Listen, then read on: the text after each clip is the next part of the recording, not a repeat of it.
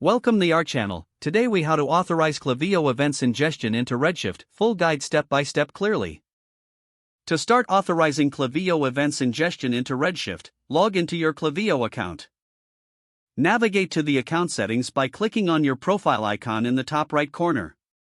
Select the API keys option from the drop-down menu. Create a new API key by clicking on the Create API Key button.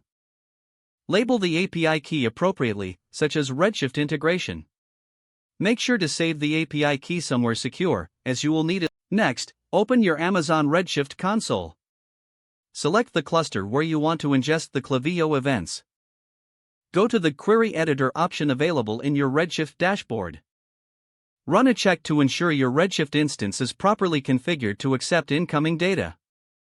Make sure your Redshift cluster has an IAM role that allows it to interact with other AWS services.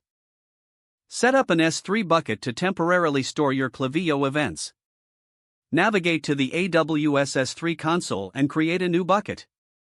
Make sure to configure the bucket policy to grant access to Redshift. Now, go back to your Klaviyo account. Click on the Integrations tab in the left sidebar. Find and select the Redshift integration from the list.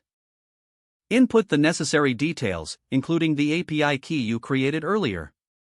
Specify the S3 bucket details for event data storage. Select the frequency of data ingestion as per your requirement, whether it's real-time or batch. Save your integration settings to finalize the setup. You'll now need to create a data ingestion job in Redshift. Go back to the Query Editor in Redshift. Use a SQL command to create a staging table that matches the structure of the Klaviyo event data. Load the data from the S3 bucket into the staging table using the copy command. Once the data is loaded, transfer the data from the staging table into your main table. Set up a schedule for ongoing data ingestion if necessary. Lastly, monitor the data flow to ensure everything is functioning as intended. Check the logs in both Klaviyo and Redshift to troubleshoot any errors if they arise. Don't forget to like this video and subscribe to our channel for more step-by-step tech guides.